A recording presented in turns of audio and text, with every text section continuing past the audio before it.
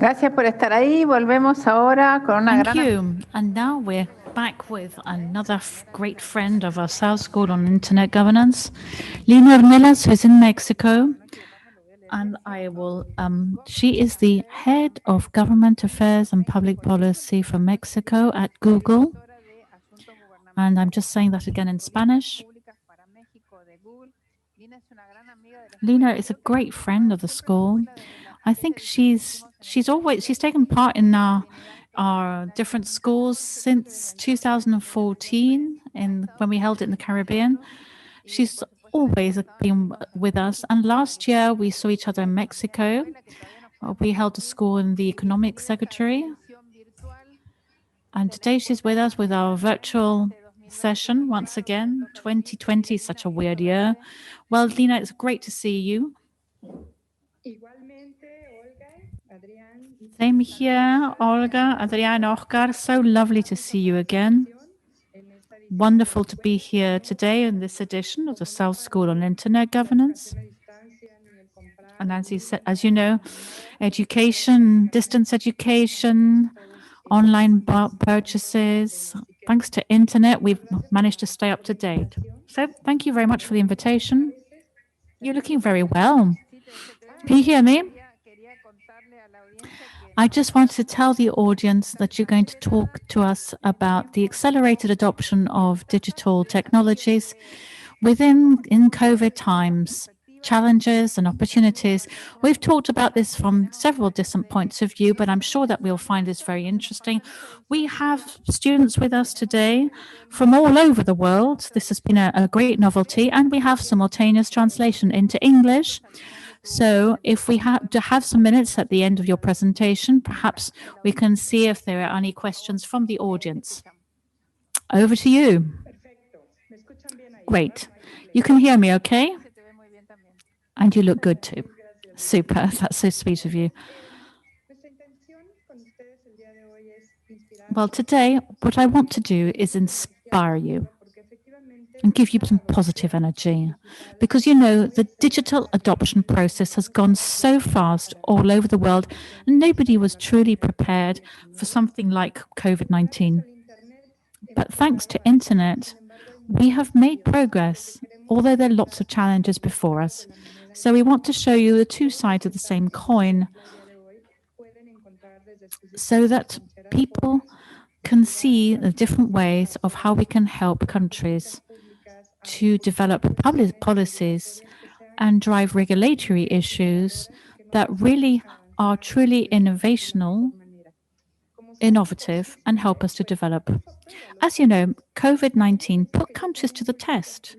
Countries that already had pretty advanced public policies in these areas, whether it was connectivity, digital skills, or the promotion of their SMEs online to help them enter the marketplaces and enter e-commerce, those are the ones that obviously fared best at the beginning. Some company presidents would say, we might be the same storm, but we're not all in the same kind of boat. The issue of connectivity put the spotlight on the digital divide, because those gaps exacerbated and still exacerbate the vulnerabilities of certain populations, because information isn't reaching people on how to deal with the disease, something really basic. People haven't been able to go to work, or their kids haven't had access to online school just from one day to the next because people didn't have time to adjust given the lockdown rules. The governments realized that they have to make more flexible regulations to help people to adopt connectivity more easily, how to bolster the infrastructure. 426 million users in Latin America are connected. That's about 66% of the population, but clearly there's a 40% digital divide with people who are not connected, and they're not taking advantage of all the advantages offered. Then we also need to think that when you connect people, the point was that neither the children nor the teachers knew how to use some of the basic tools, how to share a screen. there was a very famous meme about you're on mute. So it's been quite a challenge. But there's also been many good things that have come out of this. The possibility of a company being able to continue selling. There have been some restaurants or department stores, or maybe even the corner shop. If they had a website, they could put their times and they didn't have to close. But not every country had its public policies in place and ready. And we've seen the results. Now, as e-commerce goes, digitalization is a key step to enable companies to continue operating. The World Bank thinks that in Latin America, 665 million SMEs, of those, only 10% have a presence on the web. And if you don't have a presence on the web, you don't exist. Only 2% of that figure sell things online. So the big job, the big task is to help them to upload their information and put it into the digital world, but also to train them with the right skills so they can start to sell effectively on these new marketplaces without frontiers. Something we've seen, which is very interesting, is that they've been able to broaden their scope in Latin America using data, sharing information. All of that has been indispensable. Also, when we talk about education, there are some very interesting figures. Zoom grew by 20 times, 10 million users, from 10 million to 200 million just in the month of March. What an incredible growth spurt. WebEx, 324 million users. It grew 2.5 times in the US and 3 times in Europe. 70 million meetings a day. Google Meet is growing by 3 million users every day. 100 million meetings a day. These figures show us just how much the world has changed, how children are interacting as never before with their teachers, and they're realizing that all kinds of know-how is on internet. Now you don't have to privilege memory. What matters now is how you resolve problems, how you work with other people. These are digital skills or soft skills which these kids are going to need for new jobs that still don't exist. These are the jobs of the future. So if we make the most of this speedy technological change, we will be seeing new ways of development in the region, empowering people to work in different ways with people from any other part of the world. Lina, sorry, can you hear me? I'm sorry. I'm sorry to interrupt you. I'm so sorry. Right, moving on to the education. What I wanted to share with you some important severance. 1.5 billion children, according to the World Bank, had to take a leap into the digital world to stay online and get lessons during the pandemic. 195 million in Latin America were left without classes at the outset of the pandemic. And this put on the table the urgent need to adopt a strategy to maintain educational continuity. Efforts have been made in both the private and public sectors, which are extremely relevant, because as never before, the internet governance model is showing us that it is the best thing we can use. One single stakeholder cannot change the world in which we live and the situation that is happening to us. Neither can a single law or a single industry, nor one single sector in academia. None of these could have handled the situation that we are tackling as a group together. So the fact that economic activity did not grind to a halt because it leapt online, we have deliveries now. People who had credit cards but maybe never used it to buy online, or who had bank accounts, started doing this. I want to give you a very interesting example of this, because China, since 2001, because of the SARS crisis, the other strong virus, what they did is they did this leapfrog thing. They adopted they adopted cashless payments because the cash transmitted the virus. So in order to stop that chain of transmission or contagion, they enabled cashless payment chains. And this meant that they really progressed very fast when it came to a widespread adoption because the banks and all the actors, all the players were involved, SMEs. And this is what led to such extraordinary economic growth because that's the heart of digital economy.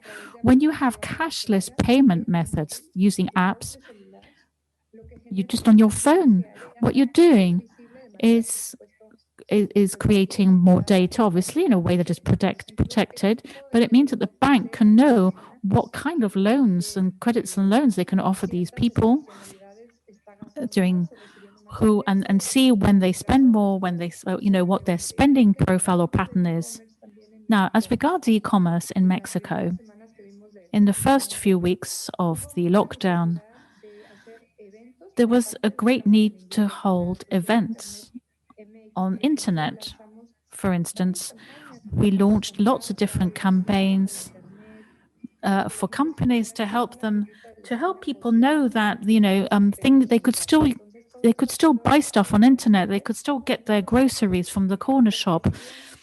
There have been lots of challenges because although China adopted cashless payments a while back, in Mexico there was a particular phenomenon known as people really prefer cash. People wanted to go to the ATM and get money out, and yet they couldn't leave their houses. And then there was a number of people who were sacked or dismissed, and they needed to get their money out of the banks. So there was a lot of work done between the government and the banks to launch a campaign. Instead of building more ATMs and enabling this kind of access to cash, they leapfrogged to the digital world so that with the fintech, these new startups, which are so exciting in Latin America, could make this happen. So we believe that the next steps in crystallizing the digital economy will come with financial inclusion because it offers so many advantages, not only in terms of the pandemic, but also security, the base of the pyramid, which hasn't had the opportunity to access credit and which has always been left out of banking facilities. There are other challenges.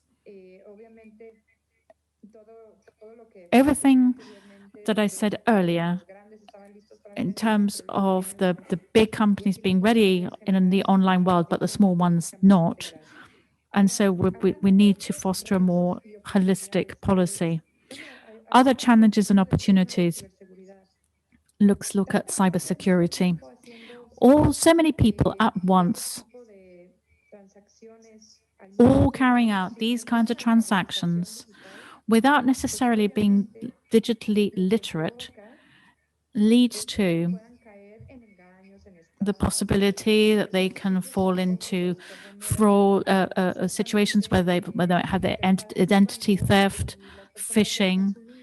Obviously, interface with the bank means that other people, there were all kinds of problems.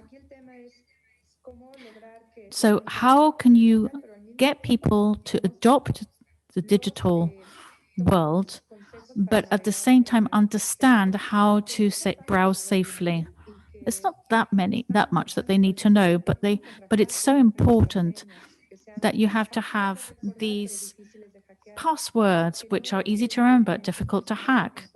Don't leave your personal information all over the place. Don't click on the pop-ups which are free because they might download some malware onto your computer and steal your personal data. I'm being told here that I've been told that I'm now enabled. Just hang on a second. I need to do a refresh. I don't know if I do a refresh, I will be disconnected. Give me a second. Lina, if not, try. We have your presentation here. We're uploading it. They haven't told me it's up yet, but I've already sent it on. I'm like, the roundabout here. I'm directing the traffic. I'm the IXP here. I'm the Internet Exchange Point. I don't know if you want to try now to share your screen. I'm sorry, it's still stuck. Well, just give me a second. It's uploading because it's got lots of graphs, and which are very nice, of course. And there's a video. As soon as we got it up, I don't know if you want to go back to the beginning with it. Yes, of course, no problem. This is part of digital life, isn't it, really? Let's go to slide 9 on challenges and opportunities in 8 sectors. I was talking about the issue of privacy, which is so important. In Latin America, we have lots of digital natives, and they understand about protection,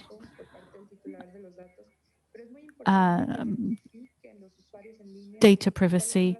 We have to be able to help online users with privacy policies and how they can control or decide whether they want to receive advertising or be contacted. How can they control certain information and so forth? There's my presentation. Is this the right one? No, this is perfect. We can review the first ones very quickly because there's some nice pictures. It's what I've already said, really, about digital payments, how e-commerce has grown. There are lots of figures that we will be sharing with you. And I put these images up there because what we've been talking about, because not everything that digital adoption involves is necessarily good. Let's look at the challenges of remote working. Not all companies and not all kinds of jobs can be done from home. So that too brought its challenges. Essential activities obviously couldn't stop. For instance, according to the US Employment Statistics Office, some 25% of salaried workers were able to work from home in 2017 and 2018, and this obviously doubled during the pandemic. University educated people are more likely to be able to carry out their jobs from home compared with those who are only secondary, high school educated. So that's important in terms of educational aspects. It's much easier to work from home or to get a job that enables you to do it when you have higher schooling levels. In the middle of April this year, over 190 countries implemented online learning, and they had to leapfrog to online classes. Entertainment grew massively among people with access to content.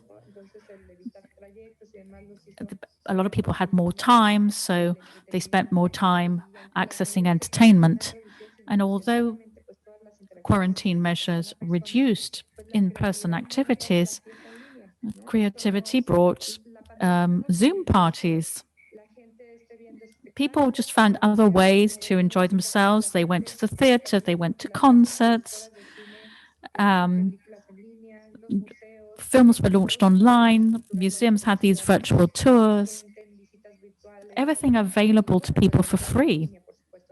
And of course, games that grew massively too.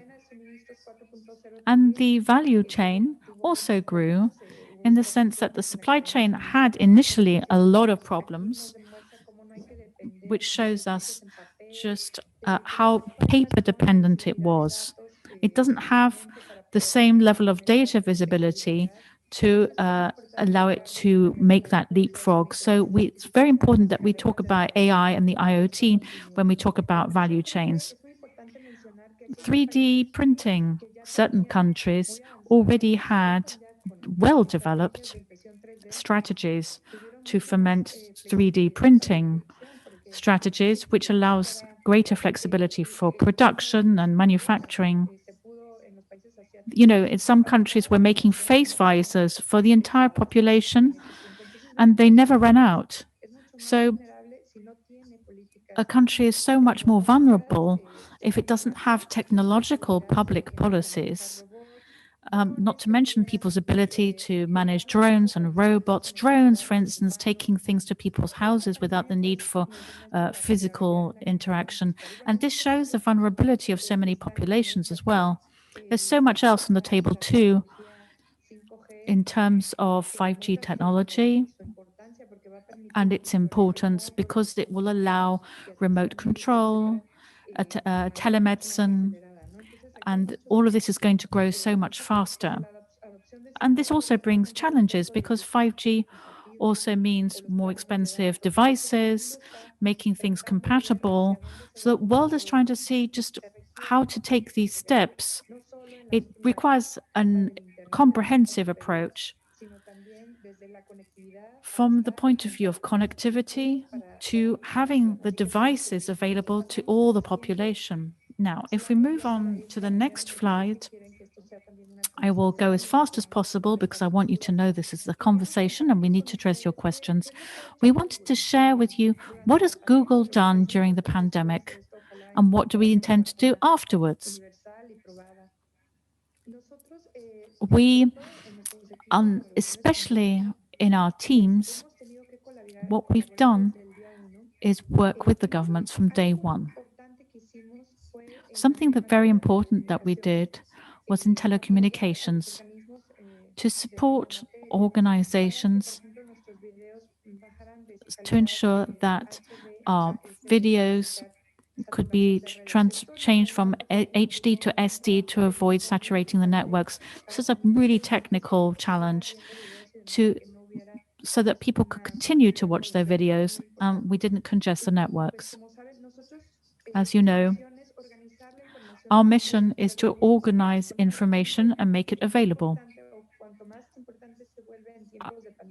This make it all the more important to make sure that information was right and correct during the pandemic. We have to make sure that the information published on Google is right. Like, miracle solutions, miracle cures to COVID. This required huge amounts of teamwork with the government. And this slide shows us 4 big areas of support provided by Google, helping people to find useful information from authoritative sources, protecting our users from misinformation by saying this isn't a safe site, this information is of dubious origin, and enabling remote productivity for workers and students. We're really proud that in Mexico, we were able to work with the Education Ministry, the Secretary, to launch Classroom, which was free, and all the suite of tools provided by Google for education. We managed to reach 20 million students and teachers. This was monumental, and we're so proud of having been able to do this. And then finally, we have provided, what we want is to ensure that the economies continue to be active now and later. And this is like an incubation period for SMEs, many of which are not digitalized.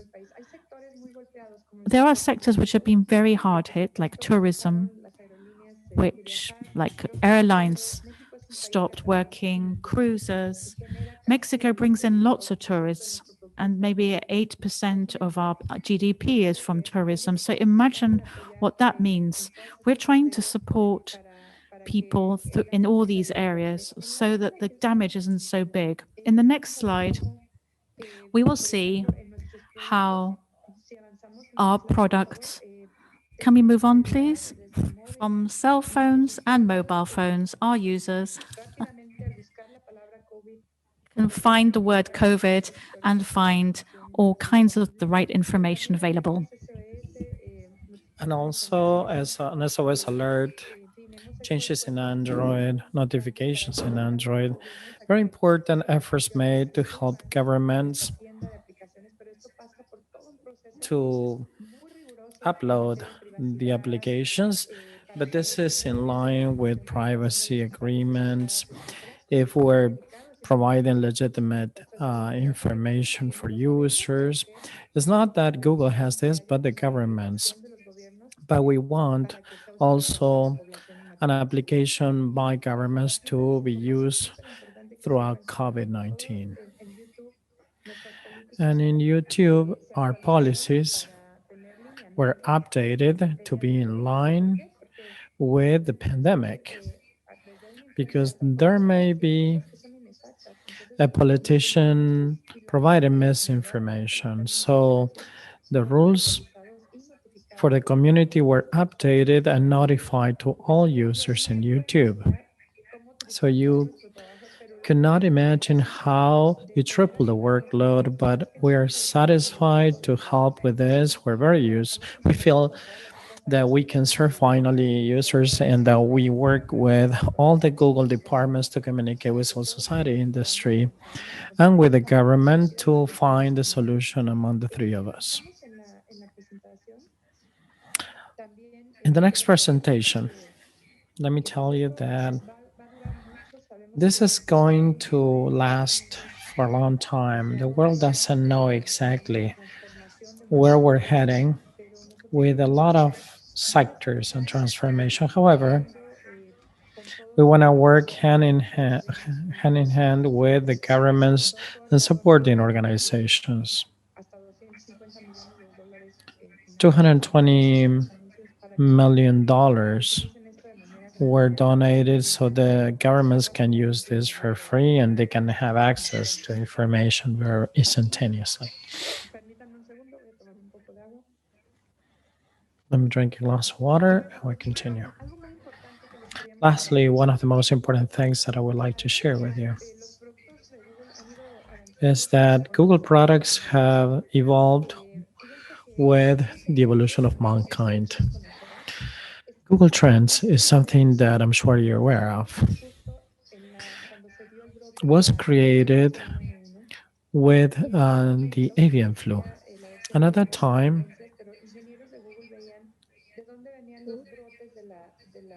Google engineers thought where were the outbreaks in the European Union, and we were notified immediately. And they said, well, the health sector has to see that because in hospitals, when patients have symptoms, they look for remedies or for medicine. And that's how Google Trends emerged. And it opened up to all the queries made by people. And you can map trends and what people are looking for in real time and with all the guidelines and parameters. With the pandemic, engineers found a way, not only with Google, but also with Apple, that made significant progress in working with our users in iOS and in Android could receive notification. So these people could be the ones that be confined and not the rest of the population and not to stop the economy. Also, mobility sport reports expressing their consent or agreeing to the consent so we can have access to their geolocation. Anonymous data basically is shared so to see if people were outdoors in the parks or in public places. And this has been key for the decision making process of policy making. So not only governments have the capabilities and they're ready to implement this sort of technologies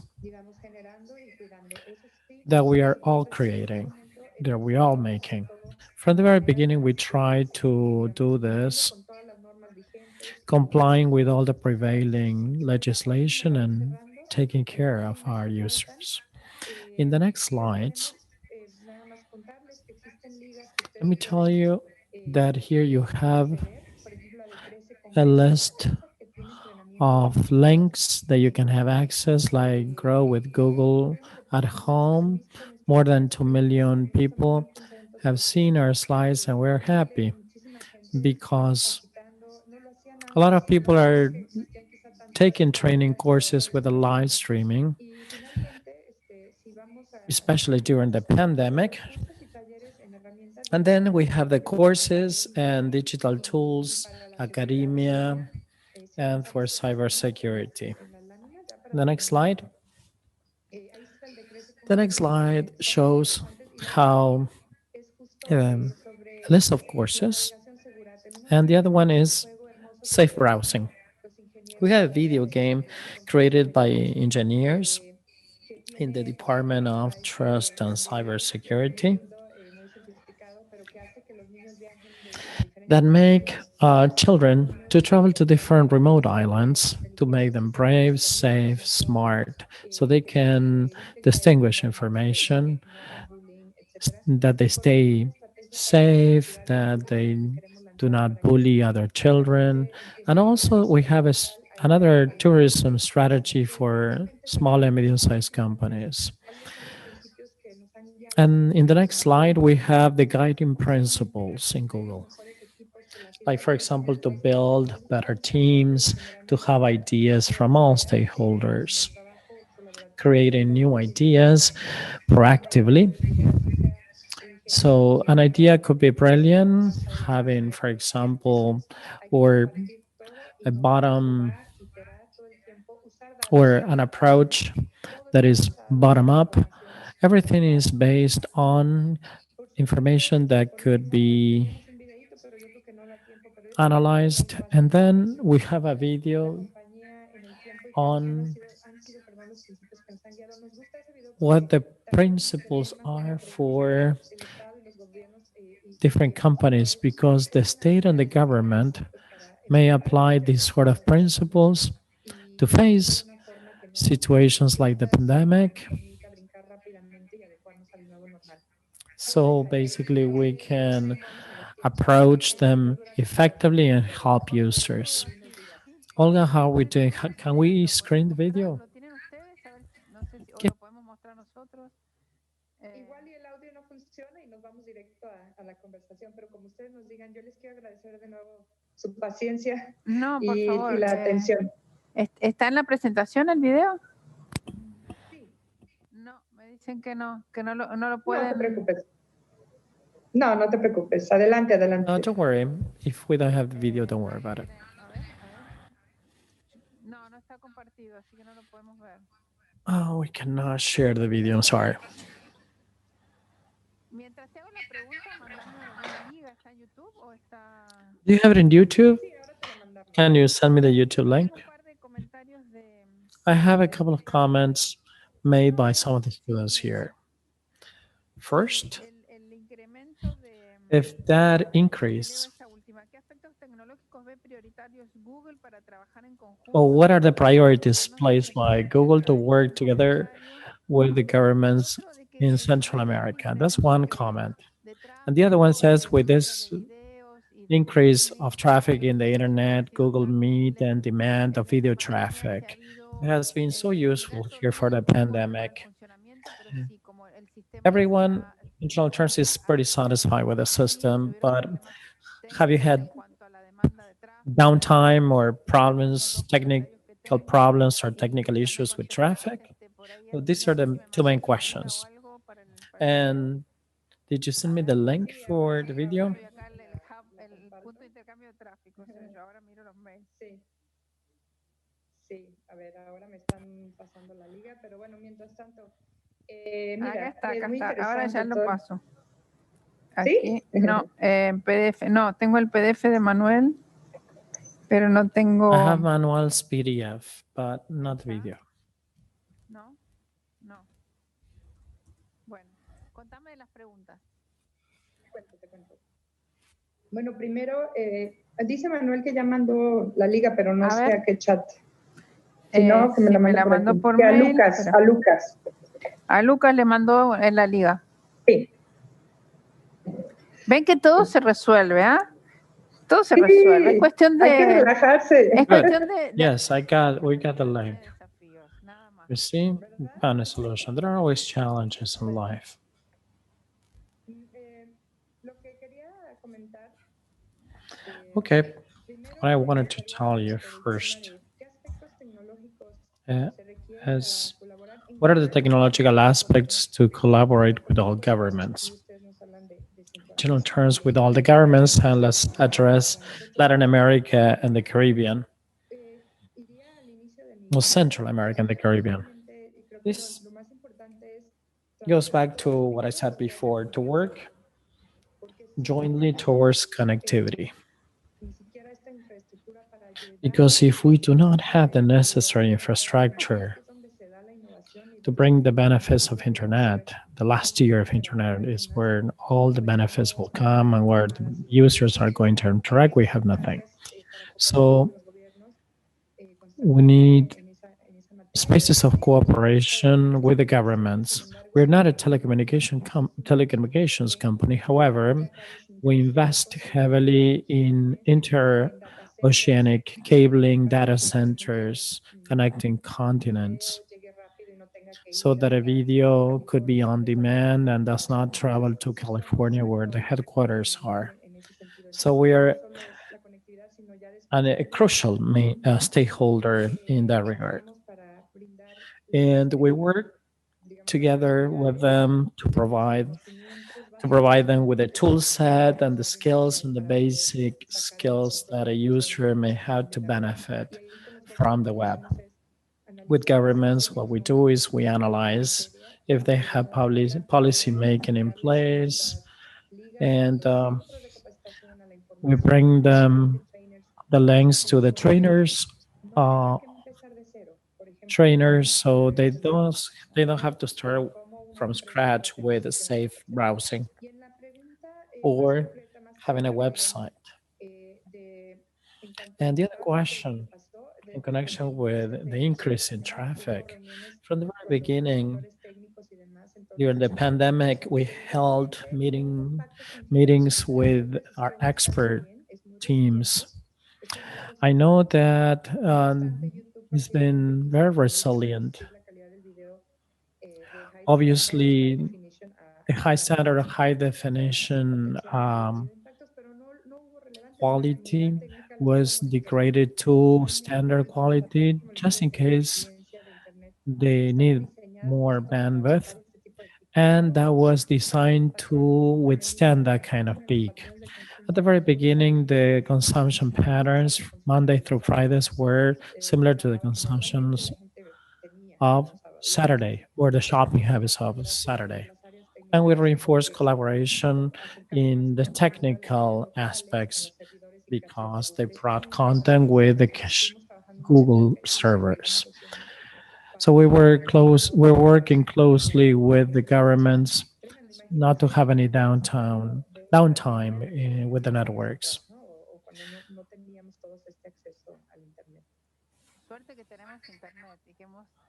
Luckily, we do have the internet and we held events and organized conferences for those that have connectivity and resources to do so.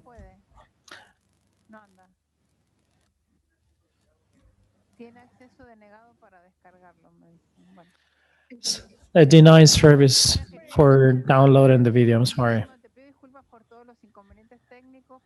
I'm sorry because of this technical inconvenience. Such is life.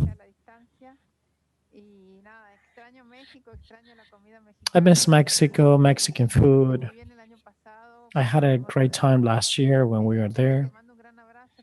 So, greetings to you and your family, and from Oscar, and from Adrian, and from our team. Thank you very much. Take care. Probably we can meet each other in person in the near future. Thank you very much. Thanks because you are still teaching with the schools of governance, the internet, despite the pandemic. You continue training these new generations of professionals that they understand they're interested in internet governance. Thank you very much. Thanks a lot. Greetings to all our Mexican colleagues from Argentina. Thank you. Okay, we're gonna break and we will resume with the next speaker, with the next keynote speaker. Thank you.